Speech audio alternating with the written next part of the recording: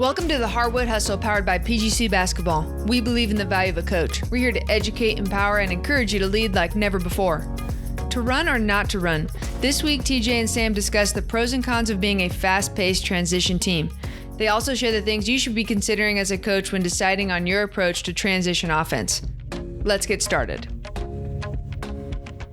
Coaches, welcome to the Hardwood Hustle. Today, Sam and I are going to talk transition offense at the pace at which you should play. Some people refer to it as tempo.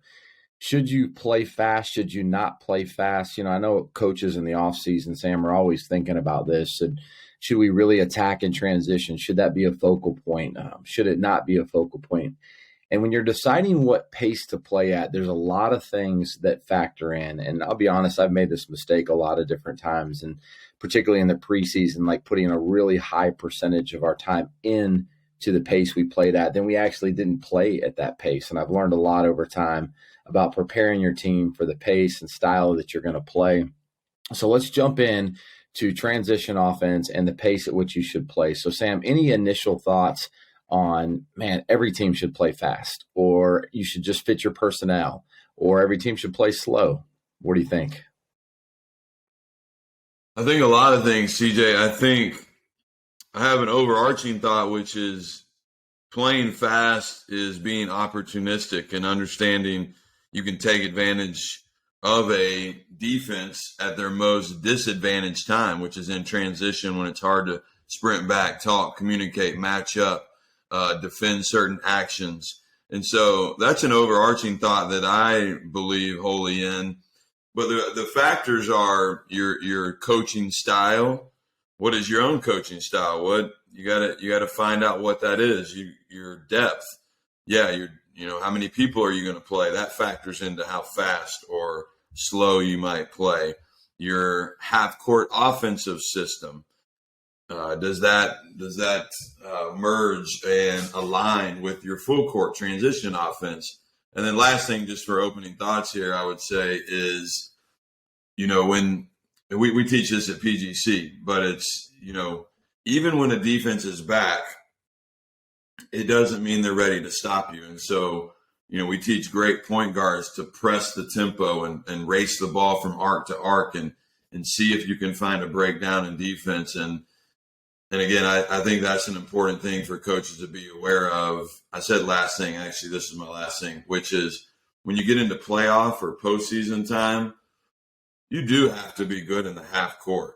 And but I also think you can be opportunistic in the full court on missed field goal shots and turnovers. So those are just a few thoughts to open it up. Yeah, I've got a ton of thoughts around that too, in agreement in a lot of those. But, I think a key word there is playing opportunistic. And you can play fast and attack other people and still not shoot the ball fast. And I think people get those things confused. If we're going to play in transition and we really want to push the tempo, we have to shoot fast.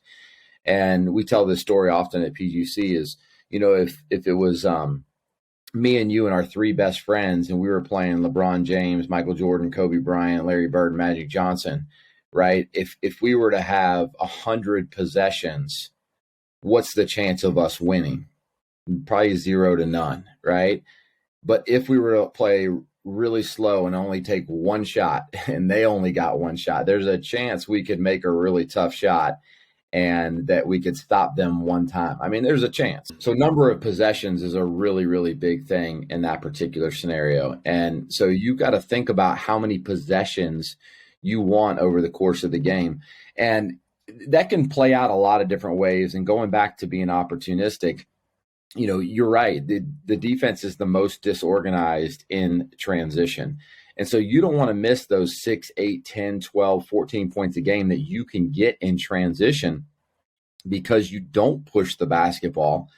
But you have to marry that with your team not thinking because we're running fast and we're playing fast, we just need to shoot fast, because then you can create a lot of bad shots. Yeah.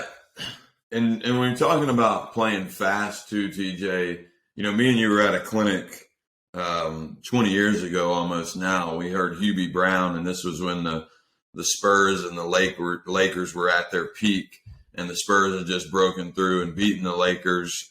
And, he talked a lot about at that clinic as a young coach, I remember, where you've got to be able to play and win multiple ways, meaning, the Spurs are really good in the half court, but they also had Tony Parker in a transition game, he called it a fast break game that took advantage, like I said earlier, of missed shots and turnovers. And so one thing, TJ, I'll share with, coaches, players listening to us is think about it, going back to your possession thing. If there were 60 possessions in a game, a team might turn the ball over 15 times, okay? So then you have 45 possessions that you're going to get a shot up. Of those 45, say you shot it well and you made 22 of them. So really 38 of your 60 possessions or the other team's 60 possessions are going to be on a turnover or a missed shot. And so we oftentimes in practice build our practices, our transition game with the ball going in, when in reality, most of the time when you play transition basketball, it's going to be from a not very structured point. It's going to be from a turnover or a missed shot coming off the rim, short or long. And, when we design practices in our transition game, that's something you need to be really aware of and how you ignite your transition. Yeah, and I think Golden State does a really good job of that. I mean, one of the reasons they're so good in transition is they've got so many people that can ignite the break. Whether it's Steph Curry or another guard or even Draymond Green, in that scenario, they really have about 4 players on the floor at a time that can ignite the break and do ignite the break. And, when you're thinking about, should I play fast? Should I play slow? What pace should we play? I think you made another good point early on about matching your offense and your defense. I see oftentimes where a team will, run hard in the offense, and then the other end, they come down and maybe they play a little bit slower and a little bit more packed in on the defensive end. And not that you can't do that, but there can be some problems with that too. I think we're talking about players that might go down and get a shot in the first 7 seconds and then have to come play defense for 25 seconds. Over the course of the game, I've seen that wear on transition teams, is that you're such a high proportion playing defense during the game. And so I think you have to be careful of that as well, and making sure that if it is all about tempo and you want as many possessions that you possibly get, you're going to have to match your defense with your offense there a little bit. Your defense is going to have to create some of those opportunities for you to do that. Otherwise, you're going to find yourself running, taking a quick shot, then playing long defense, running, taking a quick shot, then playing long defense. And that can be really frustrating to a team that wants to get out and run when that's their main focus. Yeah, that's a good point. That you and I have talked about that a lot over the last couple of years, both I think on here and then, privately in conversations. And it's an important decision that you got to have right now in this off season.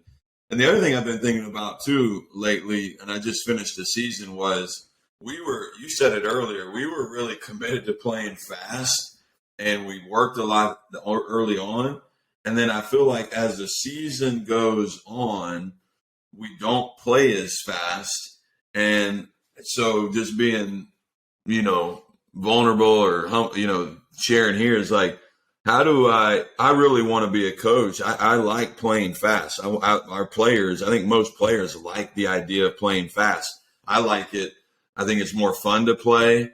I think in practice, you get in better shape and you can be a better conditioned team. It allows you to play more depth. For me, there's a lot of reasons why I would. Now, if I was coaching a high school, TJ, where, your 2 best players might be far and better above the other players, you might want to rethink that or because they may not be able to play at that pace.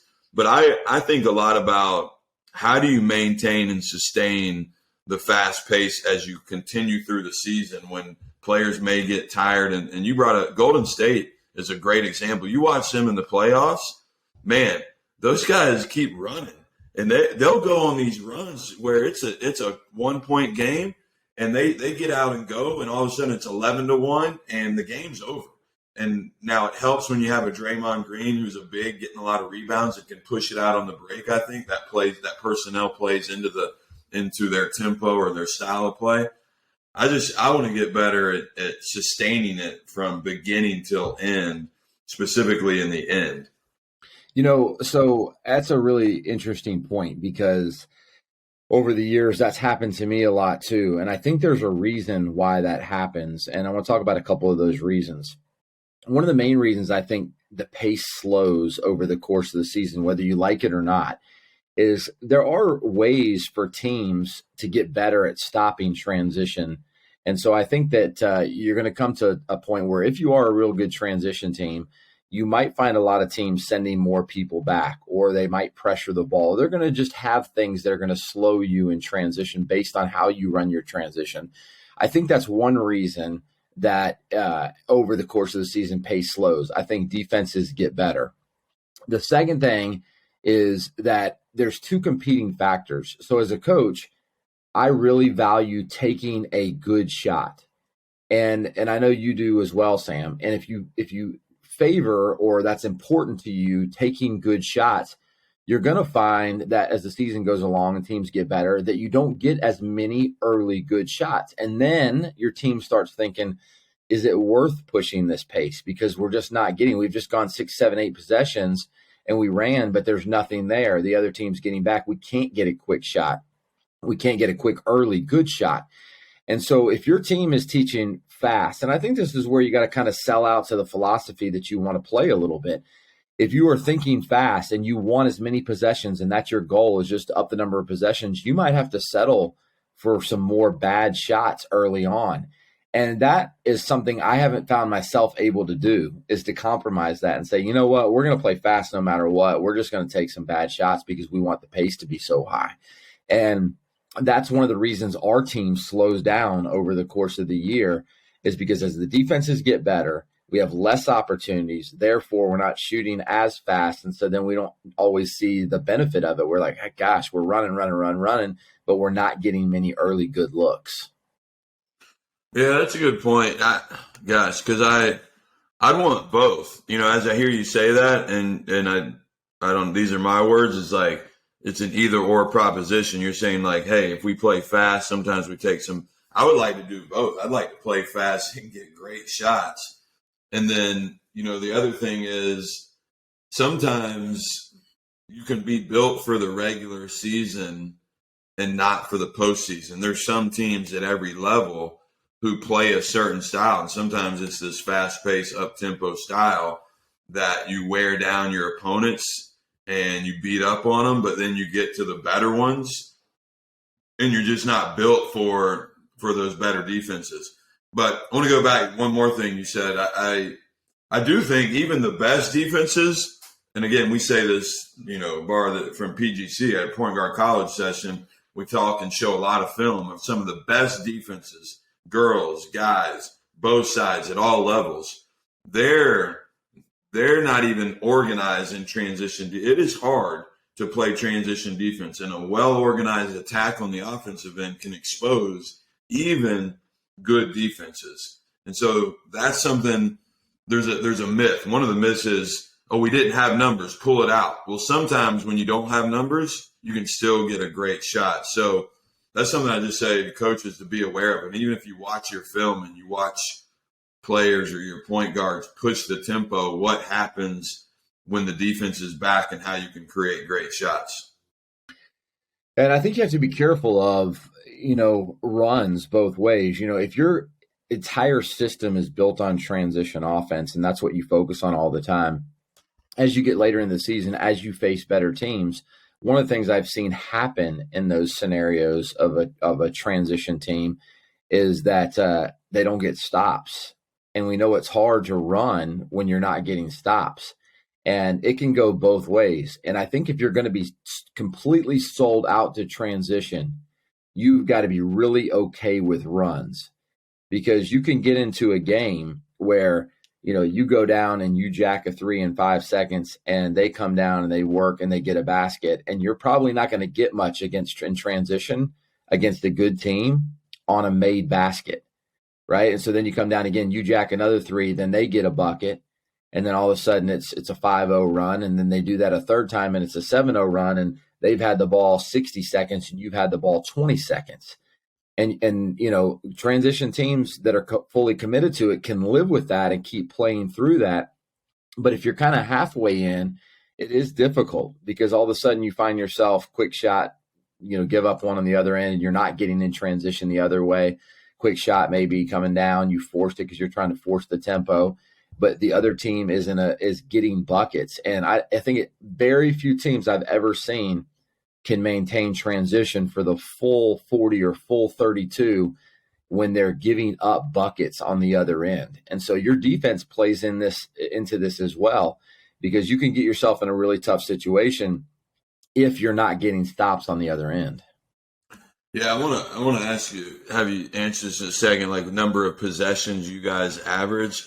I think one thing, the two biggest things, and tell me if you agree with this, that have changed over the last, I'll call it 10 years in basketball. I think it's been about 10 years, is pace of play and number of threes shot.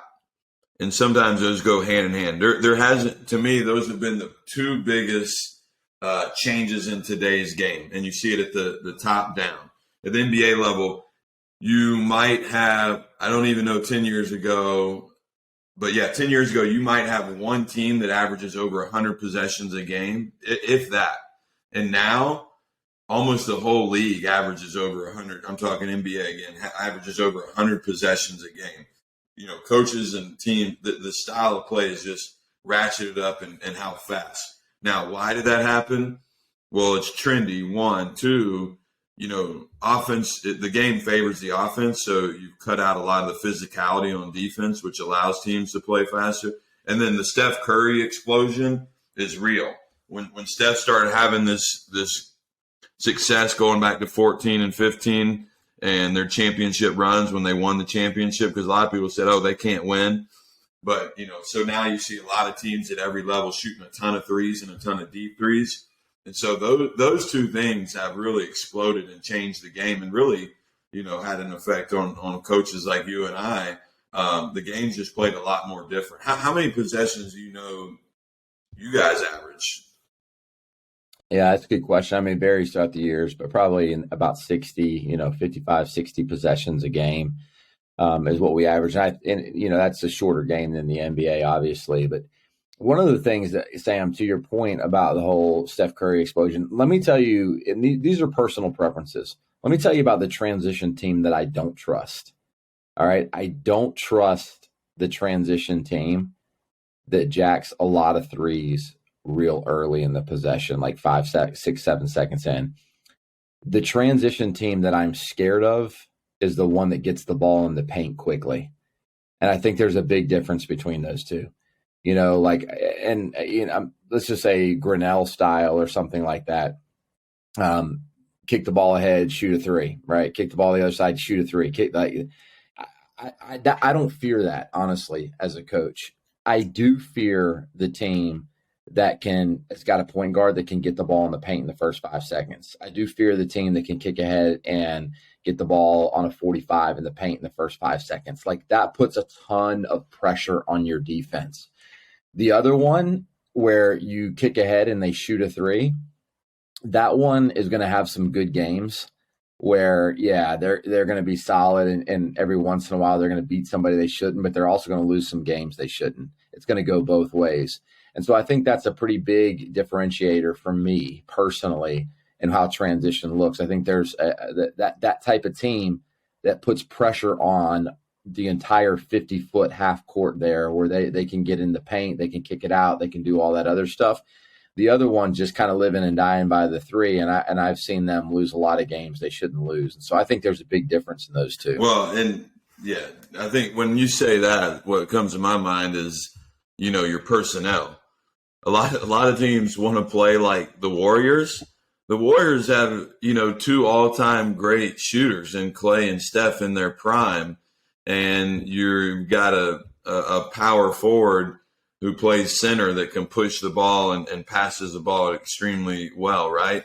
And I didn't have this up a minute ago because my tab wasn't working, but TJ, in 2013-14 NBA season, okay, less than 10 years ago, was the first year where there were a few teams over 100 possessions a game. Before that, there was never a team that averaged over 100. You know how many teams this past year averaged over 100 possessions a game NBA level? 25 of the 30. 25 of 30 NBA teams average over 100 possessions a game. And less than 10 years ago, nobody averaged over 100. So that's a pretty big shift in basketball in the last 10 years that even younger coaches, if you turned on a game tape of you and I in high school or turn on the 90s, like the style of play is so different than it is now. But go ahead. I would just say this, like there's danger in watching all of that unfold because look, let's just talk about Golden State again for a second. First of all, we know the NBA game is different. All right, we know it's different, but let's just talk specifically about the Golden State Warriors. And this is one of the really tough things in coaching. Everybody wants to model or mimic a particular style of play by who's winning, right? So you look at Golden State Warriors or Duke or North Carolina or whatever, and you and I know this as young coaches. We don't have the same players. It's a right? copycat. You copycat people. It is. It's a copycat. But you have to be a free thinker. You have to really think through this based on your team, your personnel, because it's such a small thing to isolate Golden State. And here's why, because they have two of the greatest shooters of all time. And they got a bunch of other really good shooters too. It's not just the two of them, the two greatest shooters of all time. That's one factor. The second factor is people also look at them as one of the best half-court offensive teams in the league. We forget that. I mean, the action they run, we forget that people also acknowledge them as one of the best half-court offensive team. Third thing, they're actually a really good defensive team, or have been over the years. Mm-hmm. Statistically, they've been right up there. And so we can get enamored with one piece of the game, just like baseball, we can get enamored with the long ball. But there's a lot of things that go into winning a baseball game. And when you look at the Golden State Warriors, they actually do a lot of other things well that they probably don't get credit for. And they're a complete team. But we do get enamored with the 3-6-9 Steph and Clay do in transition and think, I want my team to do that. And I think that can really actually be detrimental because there's other examples. I mean, let's go back to the Phoenix Suns back in the day. I mean, when D'Antoni was there and they played, like, man, everybody loved watching them play, or the Houston Rockets with those guys, right? Everybody watched them play. They're going to put 130 points up. They're going to go, and then the playoffs come and it's over. Right, because that aspect of their game of transition was really good, but they really didn't defend that much. They really did, and so you knew that it was good enough to get them to the playoffs, good enough to be enamoring. They had really good players that ran good offense, but they didn't play the other aspects of the game, and at some point it was going to falter, and everybody kind of knew that every year going in. They'd lead the league in wins. They'd have the highest record, the best record. They go through it, and then playoff time, not so much. Yeah, well, those are great points because what I'm going to come back to what you just said in a minute. What happened after the 2003? I always share this 2003 season. You know what happened in a lot of high schools across the country, even colleges, is everybody started playing a matchup zone. You know why? Because Syracuse just won the national championship with Carmelo Anthony and Jerry McNamara and Hakeem Warwick and those guys. And so we watch somebody win a national championship, and we're like, oh, let's go. Well, Syracuse has their front line goes 6'8", 6'9", 7 feet. And so they cover a lot more ground with their width and length and size and athleticism. And to your point, it doesn't always work. Your personnel doesn't match that. And so I would say to piggyback off of what you just said and what we've been saying, go back to the Warriors. Steve Kerr's coaching style, TJ, is one where he lets his guys play free. He wants them to move. He wants them to move the ball, move. Steph Curry is one of the best off-ball players in the league. He can move well. He screens well. He just constantly moves. Klay Thompson. So that fits well. Steve Kerr's coaching style fits well with playing a fast pace. Their offensive system in the half court fits their offensive system in the full court.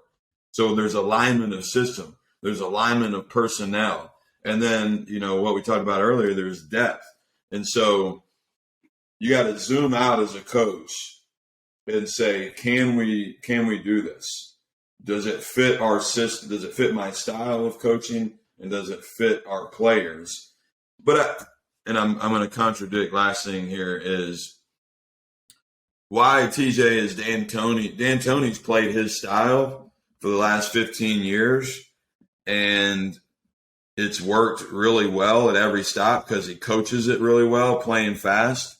Where it didn't work as well was where New York Knicks, when you had more of a heavy isolation player in Carmelo, and so it didn't fit as well. It didn't fit as well with the Lakers either when he didn't have the personnel. So you got to look at your personnel and your own coaching style to see if it all aligns.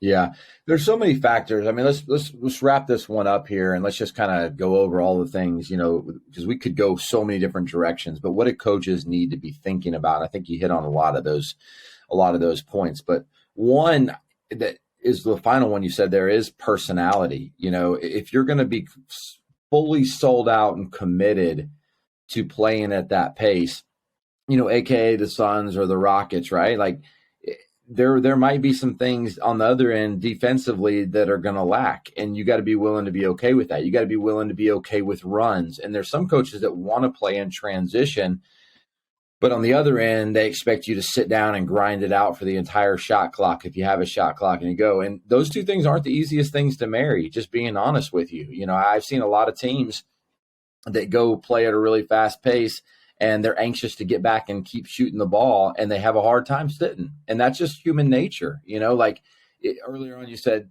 I'd love to have both. I'd love to play fast and get great shots. Look, there's a reality. I don't think everybody makes as good of decisions playing at a fast pace. And so you're going to have some bad decisions. You're going to have some things that you have to live through. So that number one is just that personality. What can you and what can you not live with? Look, I want to be a solid defensive team, and I want to take good shots. And so that doesn't mean we can't play fast, because I do want to play fast and opportunistic, but I would have a hard time playing a Grinnell-style basketball. That just wouldn't fit my personality, because I want to be solid on both ends of the ball. And so I know that when I don't even look at that, I don't even spend a lot of time unless it's somebody we're playing runs that type of stuff. So I think personality is a really big one too. I think personnel. I mean, just looking through your personnel and what we have, I do think there's some myths in personnel.